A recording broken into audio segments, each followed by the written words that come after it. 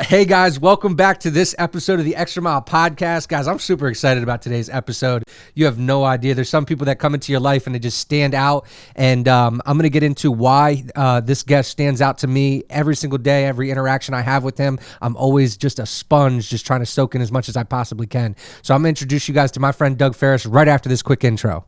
The Xtra Mile, Mr. Brightside. Yeah, I know you heard me. Stop this movement that's moving. Well, you gon' have to murder me. Overcome adversity. My whole life, Bobby Jones, Mr. Brightside. And this is the Xtra Mile.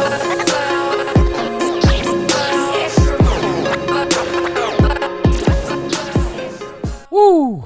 It sets the mood, man. Wow, I'm ready to go now. That was great. Yeah, it's fun. It gets us hype. It gets us hype in the moment. Absolutely. I'm ready to go out and play some football or something. I forgot how old I was. What's up, Doug? Thanks for coming on the show, man. It's good to absolutely. see you. Always is. Always is. Bobby, you always have something going on. I love it. Good for you, buddy. Some days it's better than others. That's for sure. I'm sure. That's for sure. Guys, I'm going to let Doug introduce himself in just a second, but I got to tell you guys this quick story because as a lot of you guys know, I got my first job working at Walmart, and this was it was funny because I was in there trying to hustle those TVs. I've told you guys this story before, hustling TVs, just trying to sell them the best I possibly could to stand out. And this gentleman walks in one day and he's asking about tons of TVs, and young guy who's trying to sell, I'm like salivating at the idea that this guy wants to place an order for multiple TVs, right? But what was so cool was 26. Yeah, 26 TVs, right? I didn't make it up. And so what's really cool is my interaction with Doug was so just down to earth. He treated me just like he would have if he was talking to Sam Walton himself, and that stood out to me for years. It wouldn't be a year; it would be years before I would run into Doug again. But it was so cool because I never forgot that moment in Walmart all those years ago. That's amazing. You're the man, dude. You've told me that before, and that really does stand out to me. I appreciate you saying that. Yeah, he's definitely one of those guys that treats the janitor the way that you treat the CEO and that kind of way. So absolutely, because I was the janitor at one time. That's right. That's right. I don't know if it was you or if it was somebody else that told me treat people good on the way up because you might run into them on the way down. Yeah, absolutely. Hey, when you're in business, we have our ups and we have our downs, and that's exactly the way you have to treat people. Yeah, that's right. That's right. You got to count on it. So Doug's had tons of success here in this area, and if there's anything that he's done especially well, it's shared the lessons that he's extracted through his experiences, and I hope to ask the right questions today to get those to you guys the best way possible. But I do want to kind of get the backstory a little bit about how, early life Doug Ferris became the Doug Ferris before us today. Well, I'd like to maybe, if I can put that out to people, hopefully what this will do is just motivate some folks to have them understand that, people don't start out on top. And most people that do don't end up on top, by the way, as well. That's pretty critical, I would say. And that's why you got to remember where you come from. And yes, I'm very proud, actually, to say that I come from a very humble background. Had some great parents. My parents migrated from another country. Yeah. And I was just... I was the first generation here. Of course, I was the youngest of 5, of course. So, you talk about a little humility. My kids, I have 4 kids. I'm so thrilled to death. My kids have grown up to be good human beings. I think that's important. And I always used to say to them, you do have to remember, what you come from. I mean, that's very important. And that's why I do like to treat people like that, because I was that person. I'm still that person, actually. Yeah. We don't change. No. That's the whole idea. But I ended up actually in Dover, Delaware. I'm originally from Pennsylvania. Okay. Up in the coal region of Pennsylvania. I'm kind of proud about that as well too. But played a lot of sports up there, so it had a lot of notoriety playing football up there. And long story short, I went to work for a company in Reading, Pennsylvania. I had no idea what it was. It was a sales position. I didn't know what I was going to be selling or not selling, but turned out, long story short, it was a very high-end vacuum cleaner. Vacuum cleaner, you probably heard of it, called a Rainbow, uses water as a filtration system. So worked for this guy for about a year, and I did pretty well with him. And he said to me one day, let me tell you, if you had $10,000, I can have you open your own distributorship in Dover, Delaware. Well, I had have him point me to where Dover, Delaware Right. was. I had no idea. First, show me where Delaware is. Right. Then Dover. Right. Then Dover. Right. Exactly. You get it. And of course, the $10,000, you know, that was like asking me for $50 million at the time. Sure. And of course, I said, "Oh, I can get that, no doubt about it." But so I ended up being able to get down here. I certainly didn't come down here with $10,000, and that was one of the reasons I am who I am today. Because I like to help business people. Because if you go into something and you're underfinanced, but you know you've got a good deal going, you got to work yourself, you know, to the bone to get there. So I do have that. I do have that concern for people and that feeling for people that are trying to climb the ladder. Yeah. So I ended up doing pretty well in that business. We ended up being there for almost 11 years, actually. I opened up a couple of different offices. So I bought the franchise here in Dover, Delaware. If you remember the early 90s, late 80s and early 90s, we actually hit a recession. And I was doing a lot of financing because they would finance their units. And Right. How much were the vacuums then? they were $1,000. $1,000. Yeah. Which is, I mean, that's a good vacuum today price, you know? So, yeah. Pretty amazing. And, you know, financing most of them through finance companies. And, you know, in walks the guy from the finance company one day and tells me that we can no longer do as many units as you're selling. We can only do about a quarter of that. And, you know, people aren't writing checks for $1,000 for a vacuum cleaner. So, And if they are, they're probably not very good checks. pretty scared. Yeah, exactly. So, you know, there I was pretty scared. I had 4 children at the time. And I'm thinking, you know, wow, you know, what do I do now? So somebody gave me an idea and said, hey, you know, why don't you try to get into the insurance industry? So I went out and I interviewed with a couple of companies. I couldn't understand why they all wanted me to work for them. I guess I know now. Yeah. But I didn't know then. Yeah. I ended up going to work for a great company by the name of New York Life. I'm sure everybody's heard of that. And I was a rep with them for a couple of years. And I liked it. I did pretty well with it. But I got interested in the investment business Sure. a little bit better. So I ended up being recruited over to Prudential Securities Okay. as a manager, and my job there was what they refer to as a developmental manager. It was a fancy name. It was basically it was a job where I worked from morning till night, recruiting folks to come in, hiring them, training them, taking them out in the field, which I really did enjoy, by the way. Nice. Because you know, if you're going to bring somebody into a business, you better work with them. Yeah, for sure. And you know I was in that business as a manager up there for about 4 years. I ended up being extremely fortunate enough that I recruited some really talented people. And when I decided I wanted to have my own deal, because I realized that I could do better for the client Right. and better for myself, I had the guys walk in and see me and said, "Hey, we heard you're leaving," and I said, "Yeah, I am." And I said, "Well, I was going to let you know," and one of them said, "Well, we want to go with you." Right. And my response was pretty simple: was that, "Well, I don't know if I could pay you, but you can go with me." And we created a company by the name of Key Advisors Group in 2000. Interestingly enough, I was again extremely fortunate enough to have some very talented people around me, especially my manager. Yeah. I called him a manager at first. He became my partner, actually, Right. before we even got open. Yeah. And just a very talented young man, happened to be 18 years younger No than me, way. which was wonderful. Wow. And, you know, 21 years later, I sold my share of the company to him. Wow. And he's a fabulous young man. His name is Eddie Gabor. You probably hear of him a lot. Yeah, heck You yeah. know, you see him on Fox Business. You see him on Fox News. You see him on MSNBC.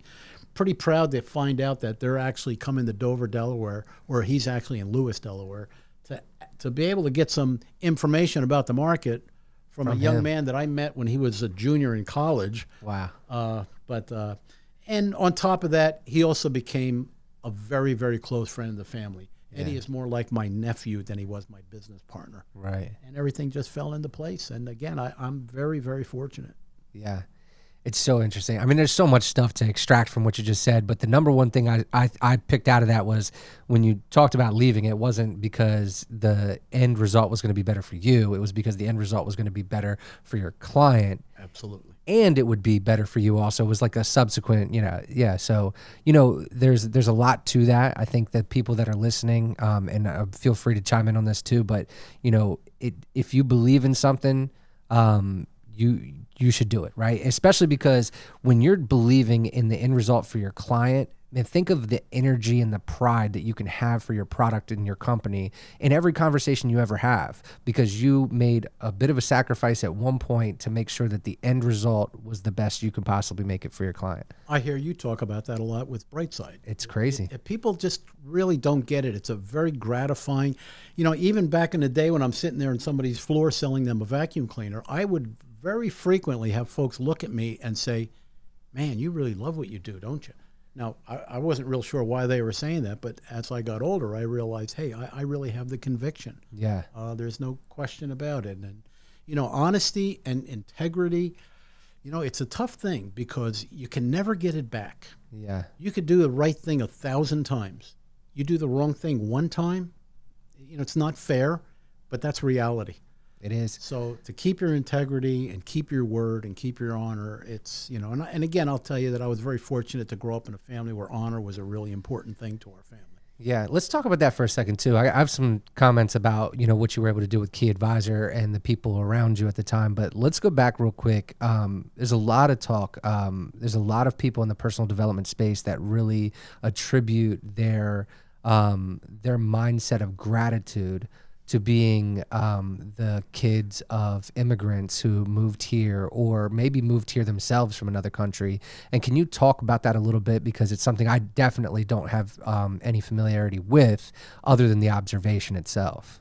Well, and I know you have observed that, and I think we all have seen that many, many, many times where people have come to this country with absolutely nothing. Mm-hmm. And all of a sudden, 5 years later, you're looking at them and they're in a beautiful home, they're taking care of their family, and it's a real simple reason. I mean, the simple reason to that is that they have lived in a country where maybe the opportunities are not there.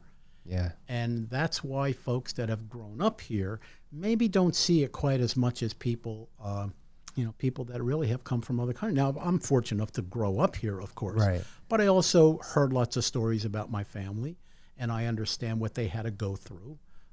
Number one, to get here. Number two, to stay here and then make a living here, which was not easy. No. If you're not educated in this country, that's a difficult thing to do as well, too. Sure. So, I can tell you my dad was a bricklayer. He was a concrete finisher. He worked very, very hard. He was also a veteran. When he came to this country, one of his proudest moments is he joined the military, and he was actually a Normandy vet. Wow. Yes, he was under General George Patton. So all of us that love those football coaches we had, he used to say, that's how I looked at George Patton. He was my guy. So yes, the idea of being able to do things in this country, and I know it's almost a cliche nowadays, and people don't take it as seriously as they should, but it is very true. The sky is really the limit. Yeah. And once we take that limitation off of our thinking, there's no question about it. You really can do anything in this great country. Mm. Man, I could go so many different, and you know what's crazy? I think I shared this with Quantre the other day. There was a saying it was Facebook, and I don't know how true it is, Doug, but they talked about the founder of Dubai, or maybe he's like the leader of Dubai or whatever, and they talked about, in an interview, he said, my grandfather rode a camel. Did you hear this too? I Yeah. saw that. Yeah, okay. My grandfather rode a camel. My father rode a camel. I ride a Rolls Royce. My son will ride a Range Rover, but my grandson will ride a camel. Exactly. And he said, hard times create great people create good times create easy times, create lazy people. Oh, isn't that the truth? So with that being said, Doug, let me ask you this. How important and how have you successfully kept that lesson that you learned through the stories that your parents shared with you of their experiences down? How have you passed that down to your kids and kept that relevant for them? Honestly, it's a pretty simple answer. Okay. It's exactly what my parents did, is what I did with my children. And I'm fortunate enough to say I have 4 very good children. It's lead by example. Yeah. They do what you're going to do. I mean, there's no doubt about that. Yeah. My oldest children, I used to say, what, your little brother's watching. So it's really leading by example. And I'm not saying that's the answer to everything. No. But you got to walk the walk. Sure. You just can't talk the talk. No. Lots of folks like to talk the talk, but it is walking the walk. And you've got to lead by example. I can remember my father. I told you what he did for a living. He was a hard laborer. And I can remember him going to a doctor to get a needle in his back because he had a bad back. And the next day, I'd wake up, go to school. Guess what? He was gone. Yeah. He was at work. Yeah. He's never missed work. You just got to keep showing up. You just got to keep showing up. I love it. The whole thing. And that's why, honestly, and especially now at being a little bit older and having had some limited success in my life, I really, really feel for folks that are, we all think about the people that are being taken care of by the government, and I'm not sure if they're doing them a favor by taking care of them. So we do a lot of talking about that. The other thing we're missing in this country, though, is how about that person that has 3 kids, husband and wife are both working, maybe not making the greatest money in the world. They're the ones really suffering as much as anybody else, especially now with inflation. They're the folks that inflation really does hit. So they kind of like fall through the cracks if you think about it. They're not that poor that they're going to go to a food bank, but they're on the verge of that. Yeah. In fact, they're probably one paycheck away from losing their house. Yeah, that hits home big time for me. There was a time, especially having been, the person, I'll be perfectly honest, and I'm sure my listeners know this. I was a Medicaid kid, food stamps, all that. But even as an adult, when me and my wife first started out, we got our first place in February of 2008. Now, it was a rental. We didn't buy a property or anything like that, but we didn't have anything, so we were still on Medicaid, we were still on food stamps, all that stuff. But I would eventually start my business. I would actually start to make some decent money. And in those transition years, those were the hardest times of my freaking life, man, because we would get to a point where we barely no longer qualified for state assistance and had to go from this point where we needed state assistance to a point where we now have to make this huge push to pay for all of our food and our kids' health care and all of the appointments and all of that stuff and overnight. And it made for, but to your point, there's times where you just got to keep pushing. And there's a lot of what you were talking about with the vacuum sales that you have to have in your mind when you're in those moments, because desperation doesn't sell, right? So you have to act and operate from this complete selfless intention to your people. And perhaps now you just got to meet with more of them. You know what I mean? It's like, you hit it on the nose there. Two of my favorite sayings, and I have a whole bunch of them, but some of my favorite sayings is, number one is that most people never become rich because you're too worried about being broke every day. Yeah. Right. And basically the other one is fake it till you make it. And believe me, I can remember some of these vehicles that I used to drive, and I can remember a gentleman that was in the cleaner business, and he was really up there, and he used to say to me, listen, when you're driving that car, I see what you're driving. He said, when you're driving that car, just pretend you got a Mercedes emblem on the front. Yeah. You know what? I was maybe not smart enough, so I would do it. Yeah. I would think about that. Yeah. And, if you think positively like that, you would be surprised at what could happen in your life. That I can definitely agree with. And it's funny because my father always, he would have the least amount of money in his pocket that out of anybody in the building, but he would still walk into that damn building like he owned the place. And that is one thing that I've always held on to is that, like, we all of us in this room, we put our pants on the same way. Now you might put on nicer pants than I do, but not at all. Listen, everybody's created equal. Yeah. And I really believe that. Everyone is created equal to become unequal. And unfortunately, you unequalize yourself. Ooh. I mean, it's very true. Bro, timestamp that. Gosh, that was good. Yeah, but you're right. I mean, Brian Tracy talks about it all the time. We're all given 24 hours. All of us. There ain't nobody that got 26 or 27 or 28. It's what we choose to do each day that separates us. It's the amount of desire. People talk about they want something, Doug, but they don't want it bad enough, right? It's the same reason why the person who wants six-pack abs doesn't want it bad enough to not eat the slice of pizza. You can take that example and apply it to any other area of your life. If you want it bad enough, then you won't do A.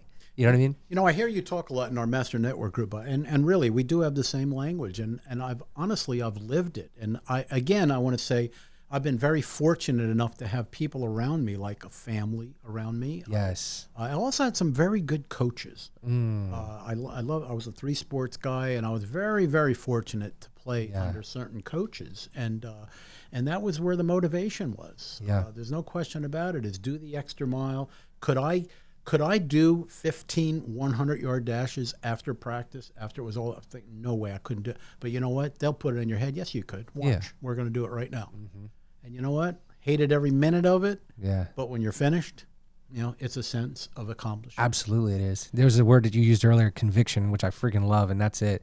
There's something else in that too, Doug. We started to talk about it a little bit when you were talking about Key Advisors Group, and what stands out to me, and maybe I'm wrong, but it doesn't sound like you were ever in the vacuum business or the insurance business or the investing business. It sounds like you were in the people business every single time. And the people, just from my limited experiences at Key Advisors, I am a client, and I've been in the office several times, but in other capacities as well.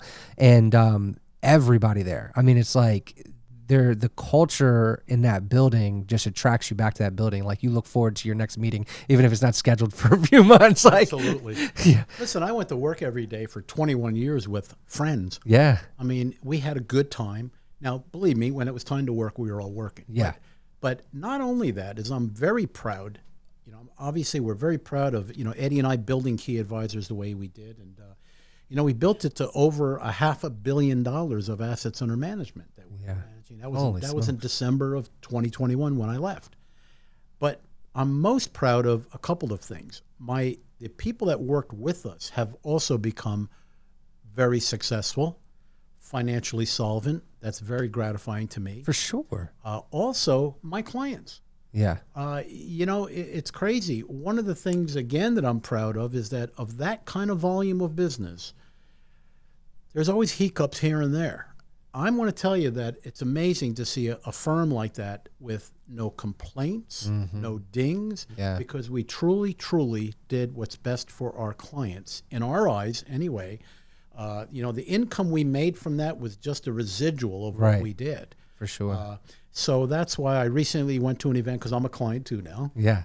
I went to, it's kind of neat. I went to an event they had, and it was almost like a wedding. I had to go to every table and talk to everybody. Yeah. I miss them. Yeah. I mean, for 21 years now, I sat in front of 5 to 8 people a day. Yeah. So you kind of miss that, and you do become friends. In fact, some of my better friends right now are clients that I developed as clients there. And but you're right. I'm a people person. I got that from my pop. He was the same way as well. Yeah. Too. He'd walk out with a hole in his T-shirt, and the guy that worked at the bank used to always want to stop and talk to him. The guy with the $600 suit on. Yeah. That's the difference. And we always commented about that. We always say, wow, that's I can remember saying, I remember playing Little League Baseball, and I had a pretty good game that day. And I came out, and my dad's there in his boots. He never missed, right? He never missed watching me play. That's awesome, man. And I said, geez, Dad, you got a hole in the shirt. He said, yeah, that means I'm a working person. Right? He was proud of that hole. Yeah. There's so much, man. There's something I want to ask you about that we haven't brought up yet, and it's kind of a cool story. Let's talk about Muhammad Ali. Oh, Muhammad Ali. What a great guy. Yeah, I was in a very fortunate position. Muhammad Ali's training camp, as everybody probably knows, was in Deer Lake, Pennsylvania. Okay. Up on a beautiful mountain up in Deer Lake. And it happened to be about 3 miles from my hometown. Oh, wow. So we would go up, and they used to invite you to go up and watch him train. He was actually training for the second Frazier fight at this time. No way. And we went up there watching Ali, and he was training in the ring. And it was typical Ali. Every time they'd ring the bell and he'd take a break, he'd lean over the ropes and talk to people. And talking trash.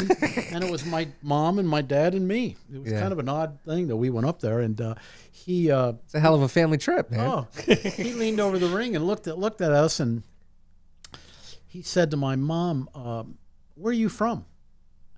And she said, oh, well, we live right over here in Pottsville. He said, no.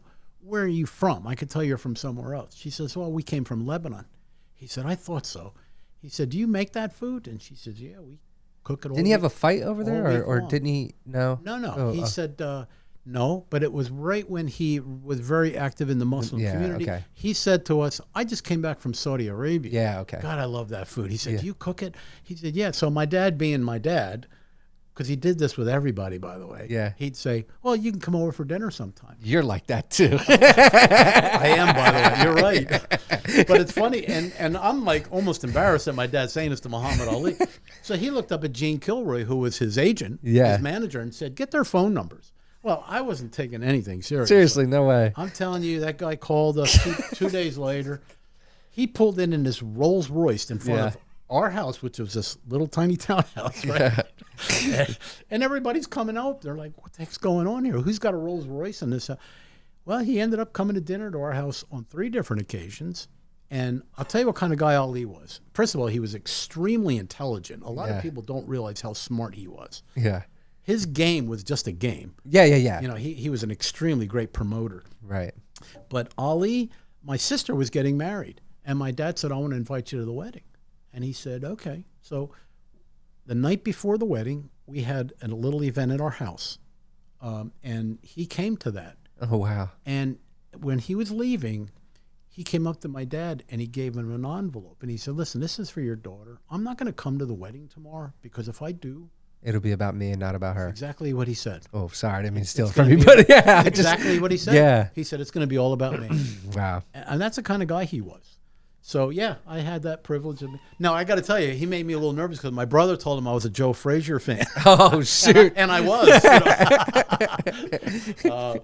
But, again, that was my Muhammad Ali story. That's so cool. Yeah. That's so cool. Yeah, it is, no doubt. But, you know, those people that are out there that are struggling, and I don't care what you do for a living, you know, you just got to make things work in spite of what's happening. Yes. You know, if you don't mind, I'll tell you another kind of funny story. I worked at my first job was I was 15, and I worked at a fast food restaurant. And it was like the big thing in our hometown because it was the first fast food restaurant. It was a place called Carol's. And it was actually ended up bought out by Burger King at one time. But anyway, I get the job. They just brand new open. And for some reason, I kind of figure out why now. I didn't know then. But there was a manager, a young lady, who just didn't like me. And she had no reason not to like me.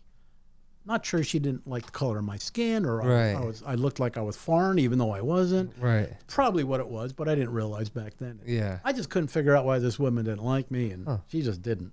But one day she calls me into her office about 2 or 3 weeks into this thing, and she says, hey, I'm going to give you another job. And I said, oh, okay. I said, what am I going to do? She goes, I'm going to make you the porter. And I said, oh, okay, great. So I go home, and I can't wait to tell my dad. I'm like, hey, you know, I'm only there a couple of weeks, and she's giving me a new job. I said, well, he said, what are you going to be doing? I said, I'm going to be the porter. And he's like staring at me, my father, and he says, you don't know what a porter is, do you? I said, no, what's a porter? Well, do you know what a porter is? It's another word for janitor. Oh, shit. So when you said it, I was the janitor for 3 years. So I cleaned the parking lot. I cleaned the bathrooms. I cleaned the floor on the inside, emptied all the trash cans inside.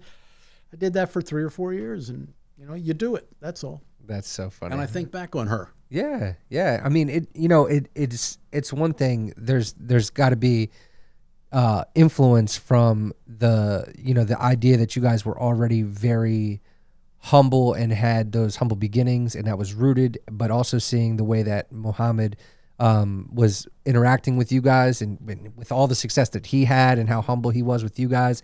I'm sure that was a lasting impression on you. Her lasting impression making you the janitor makes that relevant today. That's so crazy. Now, I want to go back to the building of key advisors with all those people, Doug. Let's talk about how you built the team. There's tons of people out there that are struggling to find good people. And what advice would you give them in their selection process and just building out with the right people for success? Interesting you just asked me that, because I just had a conversation with a young lady who has a local business downtown, and this was the advice I did give her. You know, one of the big mistakes you can make is hiring the wrong person. You might know they're especially now, it's desperate times. You can't get people. It's difficult to get people. I don't quite understand that, but you can't get people at this point.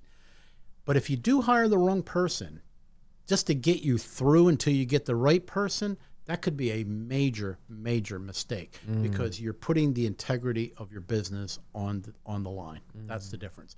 I was fortunate enough that I had already worked with these folks, and I recruited them and trained them. So I knew exactly who I was getting. That was really what the difference was.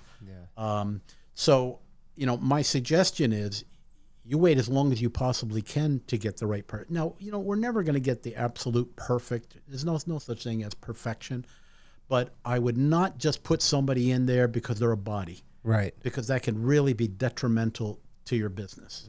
If you want to elevate your business to another level, people are going to look around. And Bobby, I know you do this because I do this. You know, you walk into a business. You know, as you know, I used to own the Sports Zone restaurant, and my hostess all the time. I'd walk in and I'd say, remember, you can't get a second chance at a first impression. Yeah. You're our first impression. And I would say that because on my way in, I would be picking paper up off the ground. Now, I kind of had a bad reputation with that because I was known as a little bit of a neat freak. So after a while, they used to put paper and say, let's see how many Doug's going to pick up.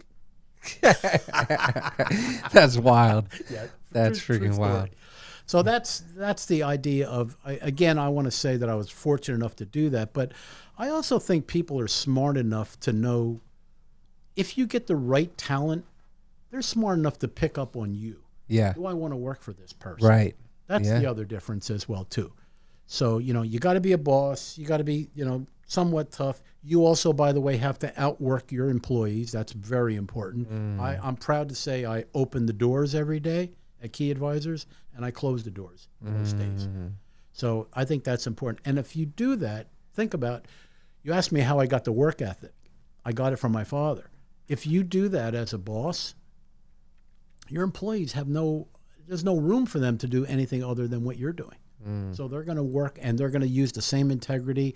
I felt my success. This is when I felt success. When I would sit across next to one of my colleagues, Mike, in my office, and he would actually repeat my words almost to verbatim. That's the best, isn't it? That's when I felt successful. Oh, man. I said, this guy could do it. Yeah.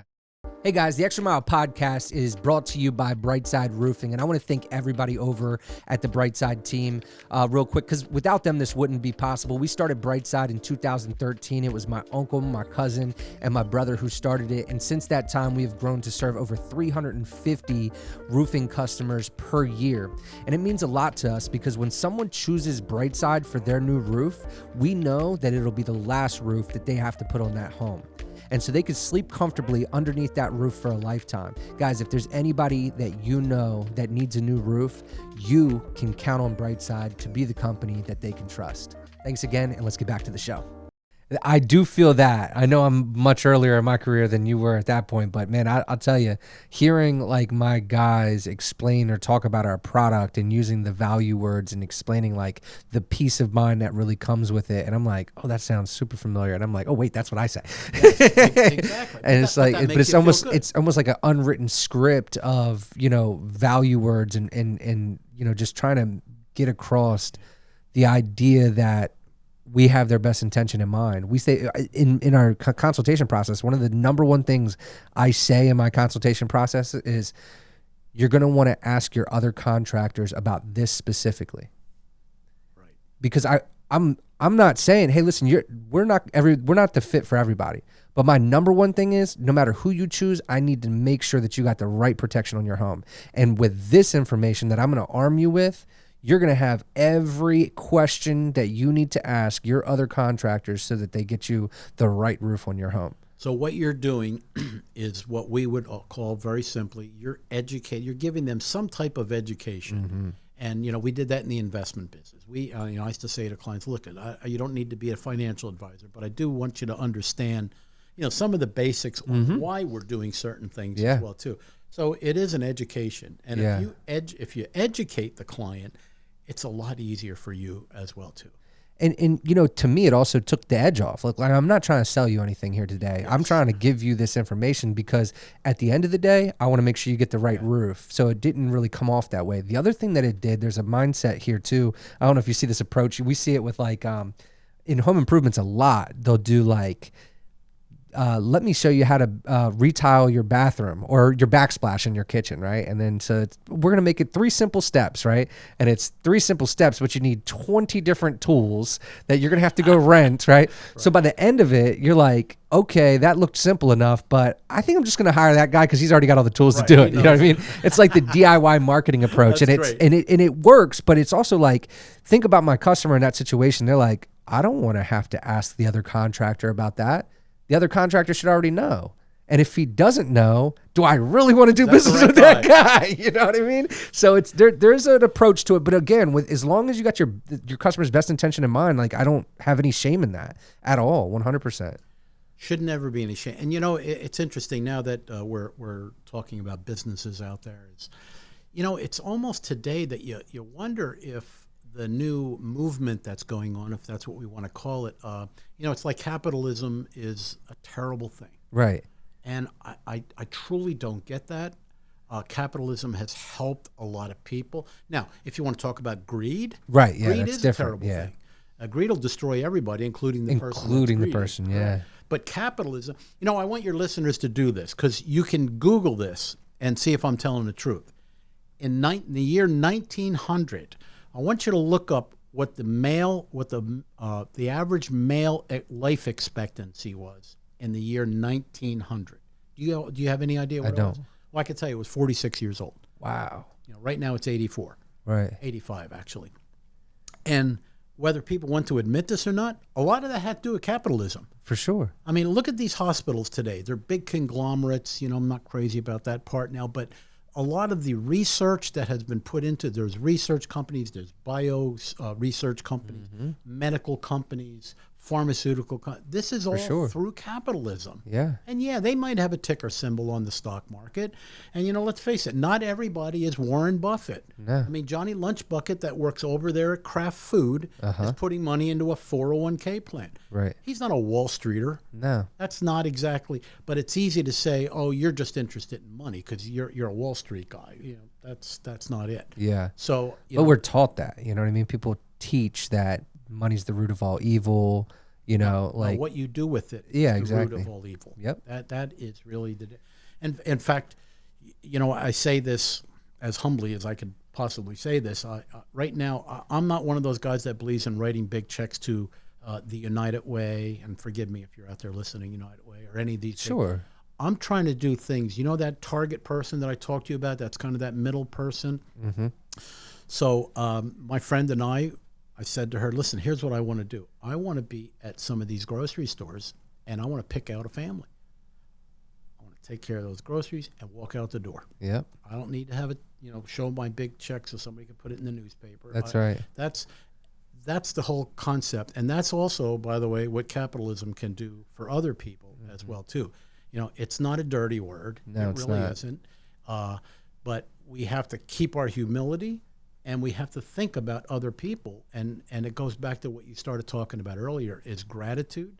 You know, as soon as people really understand that, and honestly, I got to tell you, I've heard that word for a long time. Yeah. I truly didn't understand it until I got a little bit older. Same. But what gratitude does for you, I could tell you, by showing gratitude to other people, it does a whole lot more for you than it does for them. Yep. That might sound a little selfish. No, but I mean, But it does. Yeah. It makes you feel good. And good things seem to come to you when you're like that as well too. Yeah. And then the other side of that is like, it's not, you know, there's evidence to that being 100% real, right? And the idea of it being selfish, well, I mean, I can't make someone else be grateful, right? I can practice gratitude, and I can be grateful for my life or my situation or whatever it might be that I want to practice that gratitude towards, but I can't make anybody else do that. But you go back to it. I mean, I think about like all of the movies that are out there, Doug, like your Ebenezer Scrooges, and all of the villains are always these rich people, but they're mean and evil, to the Mr. Burns from The Simpsons, right? Like they're always these rich, evil people, and you'll see in different movies. And if you pick up on these little clues, you'll hear them and see them. And there's times where they'll be like, you know, they'll be talking to their kid, and they'll be like, well, how come we don't have that much money? We might not have that much money, but we're honest. Indicating to the people that are watching, in order to have a lot of money, you have to be dishonest. And so it's so crazy how that that storyline has been pushed in our face since childhood. But my favorite line, Brian Tracy says it all the time, the best way to help the poor and help the homeless is by not becoming one of them. That's a great point. That's a great, yeah. And so, like, you know, and I like what you said a little while ago, you know, money will basically reveal who somebody is in greater scale Yes. versus change who they are. And I'm sure there's instances where it has changed who they are, but it's probably just because they had more money. It showed up their real person. Yeah. That's the whole point. You know, I preach this to my kids growing up. If you take a look at it, so I'm probably going to ruffle some feathers now, but if you look at a lot of these professional athletes, Yeah. you know, overnight they're, you know, there's no such thing as a millionaire anymore. They're multimillionaires. Yeah, it's insane. And when you see them go off track, then you know what their real core was, because Right. that's their true core. That's the difference. And, you know, they become, once you get that rich, I guess they're thinking, you know, I could do anything because I have this gigantic pile of money. Right. Well, there's going to be a day where they find out that's not the case. Yeah. So that's really when you show your true core. And, you know, getting back to the capitalism thing, you know, let's use Elon Musk. You know, let's use Bezos from Amazon. You know, they're villainized, both of them. Jeff Bezos, do you know how many people he employs? Do you know how many businesses he helps? Do you know how many people that work for those businesses that he's helping? Yes. It's I don't care if he's a zillionaire. That Yeah. doesn't make me feel any Right. worse about myself. No, not at In fact, all. if anything, it says to me, hey, I might be able to do that. Right. Right? Absolutely. Isn't that the motivation? Yeah. And like this idea that he should feel guilty about that is just insane to me. They were talking about Elon Musk. He paid $14 billion in taxes last year, but that wasn't enough, they said, because he's a billionaire. It just doesn't make a lot of sense. It really doesn't. If you really sit down and think about it, it doesn't make a sense. But you know what? I hate to be like this, but unfortunately, that's what's being taught in academia. Yeah. Now, you might know these numbers better than I do, but the top 1% of at least America makes over 400,000, right? Isn't that the number? Well, that's why they use that 400,000 number. Yeah. It is. But you also know the top 1% of folks in America pay 72% of the taxes. Ooh. The top 1% pay 72% of the taxes. Jeez. But I mean, so then what is your Elon Musk's and your Jeff Bezos of the world? they're Like on the another point, planet. the 0.00001% of the world? Yes, they're on another planet. But here's a guy that had a tremendous idea. He was very innovative. Everybody around them. I mean, look, they're trying to turn Musk into the, you know, Elon Musk is not looked at in a good light by the current administration for one reason. You know what that is, right? What's that? Not union. Uh, And they recently had a meeting at the White House with all of the EV vehicles that they were the manufacturer, EV manufacturer.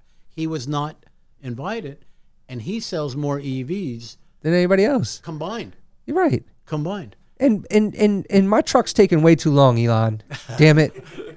Well, While we're on the subject. you know, crazy enough too. If you look at the reason that they've voted a couple of times on unions, and they turn, you know, why he pays his people great. Yeah. He pays college education. Yeah. He gives them time off. He gives everything major perks to work for Yeah. Elon Musk. There's so many people that like relate him to like Tony Stark of the Avengers, like that kind of like money and like just like a rebel at the same time. He's yeah. a weirdo. I mean, Yeah. There's no doubt about it. He's got some Dude. strange things about the guy. Bro, if you've ever watched, there's an interview with Joe Rogan and him, and I talk about this a lot, but there's an interview with Joe Rogan and Elon, and it is one of the most difficult interviews to watch, but somehow so entertaining at the same time.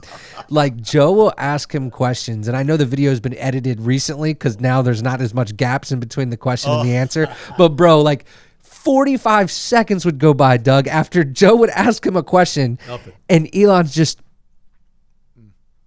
like doing his little mouth movements and just like all this consideration. It's like you know there's like 18 aliens in his brain communicating back and forth about what we're allowed to say right now, what we're not. Like that's how it looks. And then like, but 45 seconds of dead air time on a live interview, that's an eternity. You know what I mean? And so there's times where Joe asks a question and Elon doesn't respond for that much time, and Joe just starts laughing. Like 25 seconds later, he just starts dying. He's like, dude, he said, and then he even says it to him in the interview. He's like, you know, I'm on record claiming and stating that I believe 100% that you're an alien, right? And he says, I am. It's like, this is why this dude wants to get to Mars so I'll bad. have to check it out. Yeah, But it's a good one. But I guess my whole point is that they vilify people like Yeah. that, and it's really not a good thing to do. If you want to motivate your kids, show them people like that. Yeah. Show your kids like Absolutely. that. My daughter's a school teacher, and she's out. They're military, her husband's, and I tell her all the time, it's a great profession. make sure you're motivating. Don't just teach. Right. Motivate your kids that they can be something. That's right. That's really it's one of the reasons I loved coaching. Yeah. You know, as a coach, I obviously I coached, but I like to think I motivated as well. Not just about, hey, run this play correctly. It's what you can do in life. You know, I can remember I used to try to take advantage of this. I heard one day we walked on the field, and I heard one kid said, hey, did you see Coach's car? And I took advantage of that. I got everybody on one knee and a half moon. I said, by the way, I heard you say that. Do you think I woke up and that car was in my driveway? Right. That's not what happened. So I quickly tell them they could do whatever they want to do as long as you're not making excuses about it. That's right. Oh, gosh, it's so good. All right, there's a few things I want to ask you about before we move on. First of all, let's talk about the restaurant. How did you get into the restaurant in the first place? I don't remember this story. I know I've asked you this before. You mean the Sports Zone? Yeah. Oh, that's crazy you say that. I had the name of the Sports Zone about 30 years ago. Oh, really? Because when I first moved to Dover, and I hope nobody takes offenses, but when I first moved to Dover, I was a sports guy. So I went to one particular bar. I won't say which one it is, but I went to a bar. You all right? Yeah. And I had a drink, and they said it was a sports bar. Well, it was a sports bar because it had a TV and they served a beer. And I thought, that's not a sports bar. I want to have a sports bar. Like a real one. And that's why I was looking for 26 TVs. by the way. So that's what I did. Of course, I was in the key advisors business then, and it was sort of a sideline for myself. My daughter was one of my managers, and I had some other key people around me as well too. But it was a great time. 10 years was enough for me. I was like 2 months short of 10 years, and then I ended up selling at Sports Zone. Yeah. But it was fun times, man. I mean, obviously, I stopped in there a couple times. Yeah. And Bike nights, right? Yeah, the bike nights were fun. That was fun. Bike nights were Dude, fun. it's crazy. We took a few bike rides together. Yeah. Man, we had a crazy one. Quantre, I don't even know if I told you this story. Remember that? Our first, and I only had my bike probably a week or two at the time. And we went out on a ride up Route 9, and we pull up, and there's this guy laying on the ground in he was driving like a BMW. He like had a BMW, yep. Yeah. And some girl had just ran him, like he was trying to turn, and she ran right into him, and she was on like freaking methadone or some kind of crazy stuff. But dude, we had to call his wife. We were the second people on the scene. It was wild. They brought a helicopter. They brought a helicopter and airlifted this guy out. We were so bummed out, we turned around and went home. We went home, Remember dude. that? It's like, you're out trying to enjoy a day on the bikes, and then that happens. You're like, what the world? That's a total buzzkill. Yeah, it was a buzzkill. Yeah. No doubt about it. Yeah. That was wild, Yeah, man. crazy. That was But wild. I enjoyed the bikes, too. Yeah. That was kind of fun. Hell yeah. Hell yeah. You got to get you a bike again. I know, dude. And I'm ready for one, too. I'm kind of chomping at it now. So soon. The other question is guys, I've reconnected with Doug through Master Networks, really. And I told this story last episode with Kevin Mitten on how I kind of got involved with Master Networks, so I won't go there this time. But you were in it, but not just that, right? Like you were in the mindset of relationships win. Can you talk about that for us, how relationships have played out for you in your life and in business and what that's done for you and how important that is? Well, I think if again, it goes back to that little bit of humility. If you're truly out there really trying to help other people, because you've probably been down that pike before yourself, right? And you're seeing somebody trying to grow their business, what does it cost you to help them? It doesn't cost anything to help them. So I think the relationship came from that as well too. But truly, I think, and think about this, if everybody did that, how much better everybody's business would be. For sure. But sometimes that little bit of jealousy you might have, or that envy, and a little bit of envy is okay. Jealousy, that'll take you over the top, and that'll get you nowhere. So, again, I've said this 100 times in my life, it doesn't cost you anything to try to help somebody in business, and especially if you see them doing something wrong, or they have a particular problem that you've already been through that you might be able to help them resolve. Yeah. So, and I think the relationships came from that, because people aren't dumb. People see that whether you're genuine or not. Yeah. Just like in sales. Right. The old days of, pulling the wool over people's eyes. I mean, look, people are smart. Yep.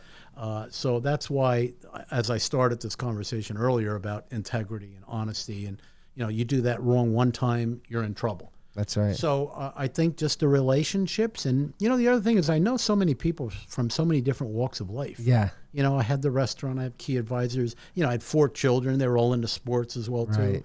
So kids and people from so many different walks of life. that, it's almost, it's actually very gratifying for somebody to ask me for some help. Yeah. If I can give them some advice, there's no doubt. And you've always been super willing. I talk about this often, dude. And I say it when you're there too, but when you're not there, or if I'm in other Master Networks meetings, I'm always talking about how much of a contributor you are to other people, and how like that.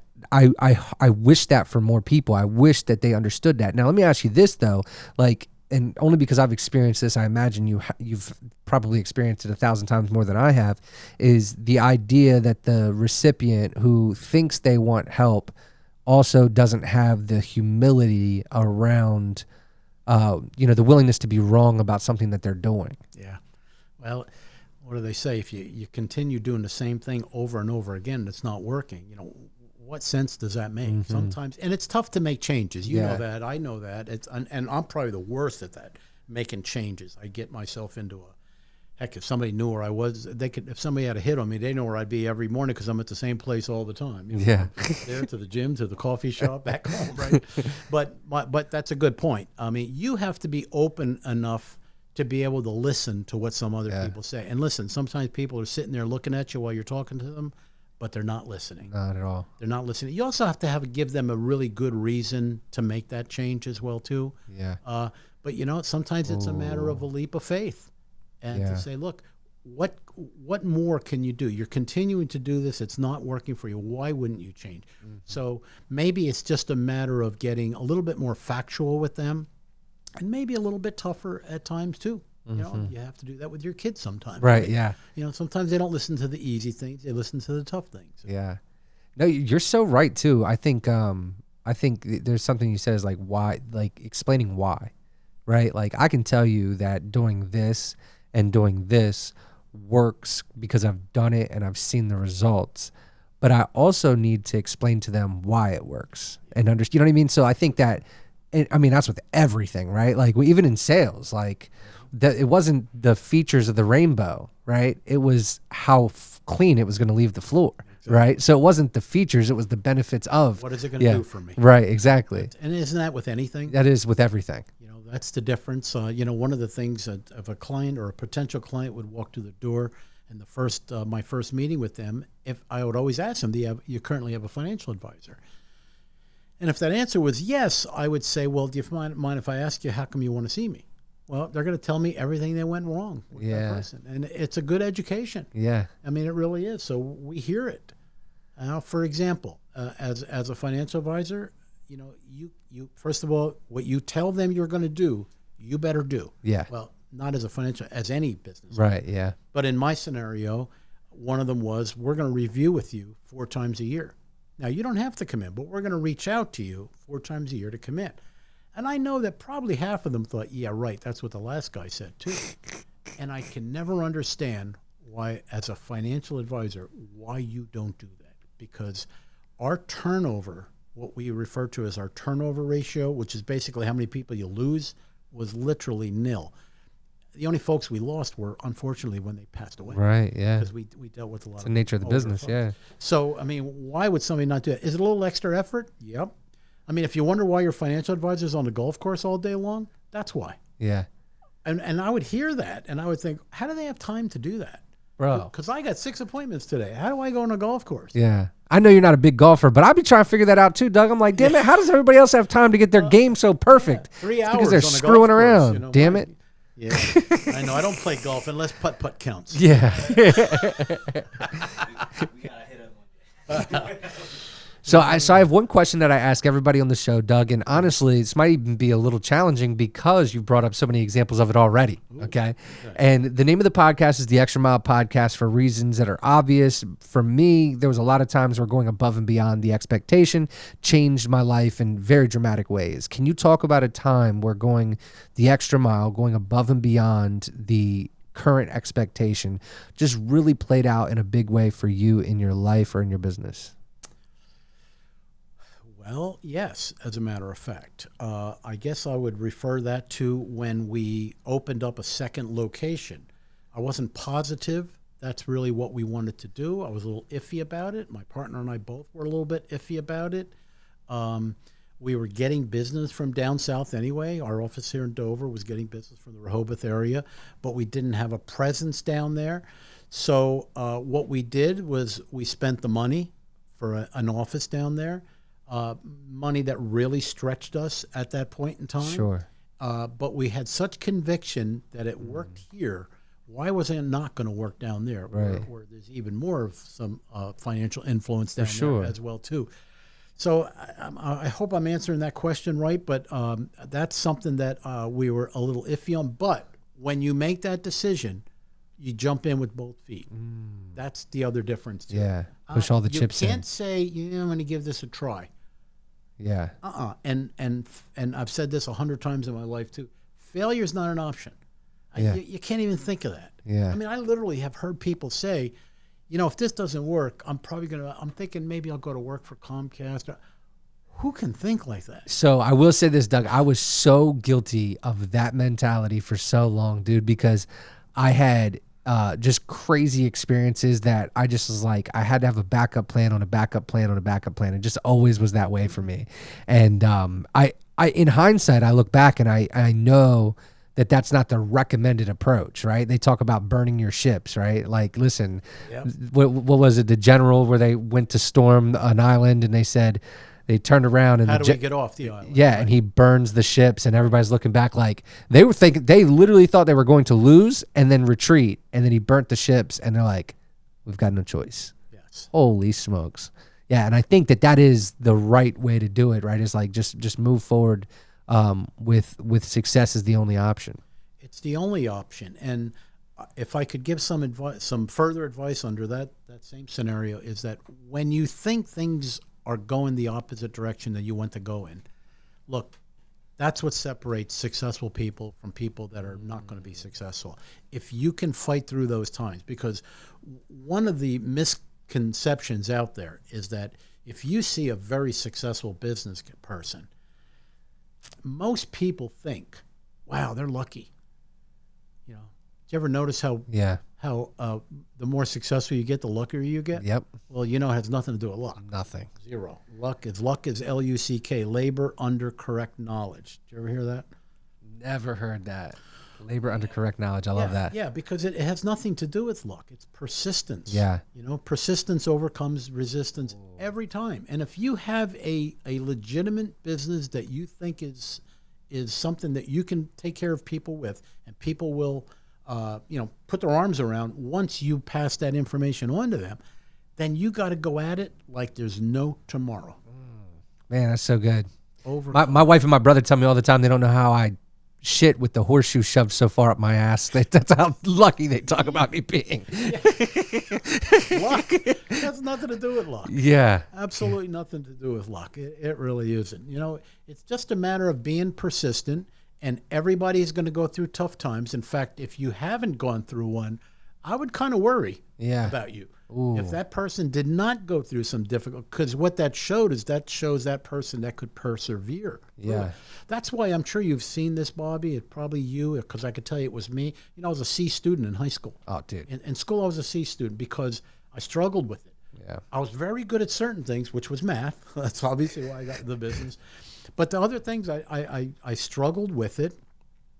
But, I know there's people today, and I'm glad this podcast won't be in my hometown, but, I can tell you there's folks today up there that I see where they are today, and I'm thinking, wow, I remember them in school. They were great students. Yeah. What happened? Right. Oh man, that is the bittersweet part of all this, is this idea that like I can prove to you that what you limited yourself to is not truly a limitation. It's only a limitation you placed on yourself. Yep. But the thing that is difficult is they don't want to know. No. They don't want to know, because what's comfortable is they're experiencing. Yes. Yeah. What do they say? Successful people do what unsuccessful people find uncomfortable doing. Yeah. Yeah. And we do it anyway. Right. Because we find it uncomfortable too, but we do it anyway. About banging doors. I used to do that in the cleaner business.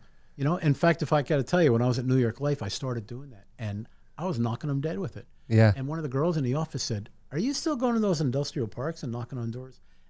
And I didn't want her to join in, so I said, Yeah, that's pretty rough. I didn't want her to know what I was doing because I didn't want her to do what I was doing. Dude, it's so funny. We had a sales meeting this morning, and I'll talk about it real quickly. But there's ebbs and flows with every business, and this time of the year is typically, believe it or not, a little bit slower for us because everybody's on vacation and doing their thing. They're not thinking about vacation mentally. Yeah, too. right. Yep, and they're not thinking about a roof replacement right now. They're trying to enjoy time with their family, which is fine.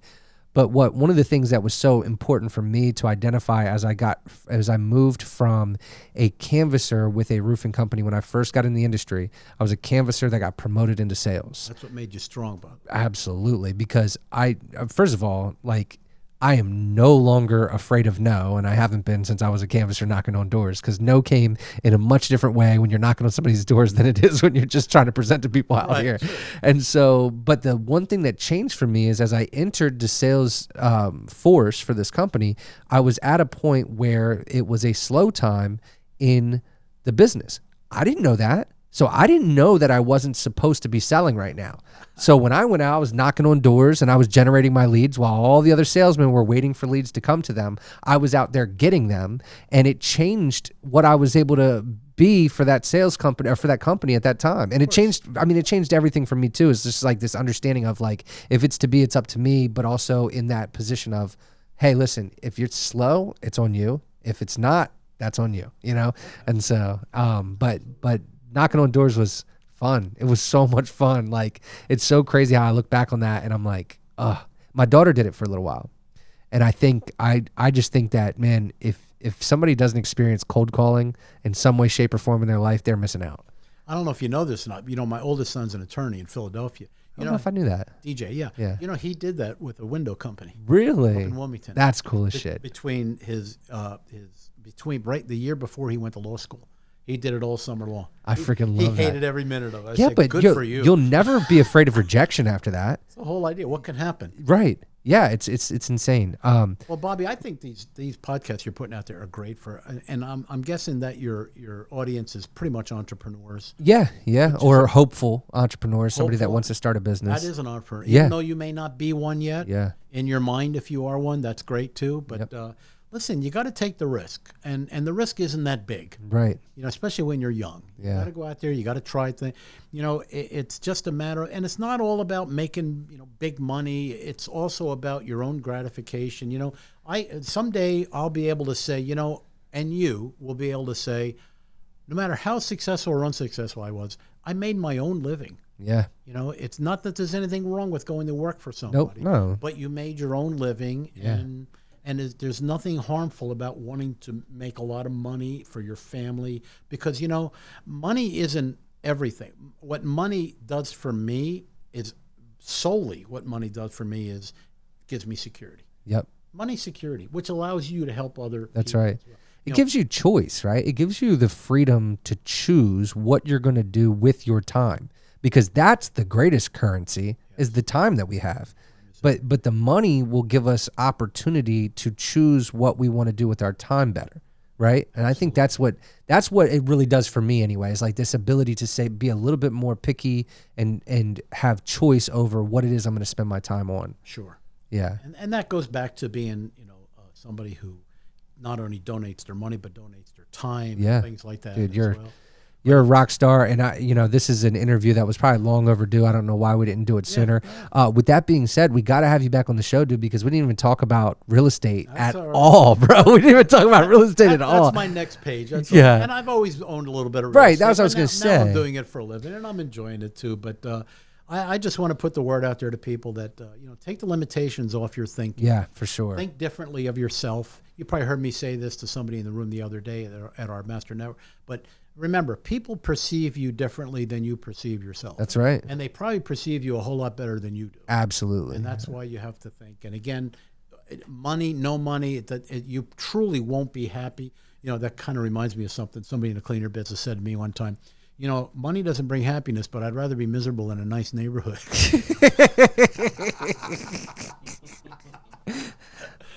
There's some truth to it. There's some truth to it. But thanks for having me, Bob. Oh, dude, it was an absolute blast. Guys, hey, stay tuned. We're going to have Doug back on the show. Keep watching because we're going to have rock stars like Doug on every single week from this local area. But I'll tell you what, man, in the entrepreneurial space, man, we've got some unsung heroes in the local community, and I can't wait to bring you guys the next guest who's going to share with you other insights and a whole different perspective on another business very soon. So each week we'll be dropping new episodes. Keep watching. We appreciate you guys every single week. And be sure to comment on what you want to see covered on topics. You know, we're going into this period of time that's a little bit questionable, right? We have inflation, we have the recession that people are talking about. So if you have a topic that you want us to dive into, comment that so that we can get the right guest on the show to go into that a little deeper. Appreciate you guys. See you next week.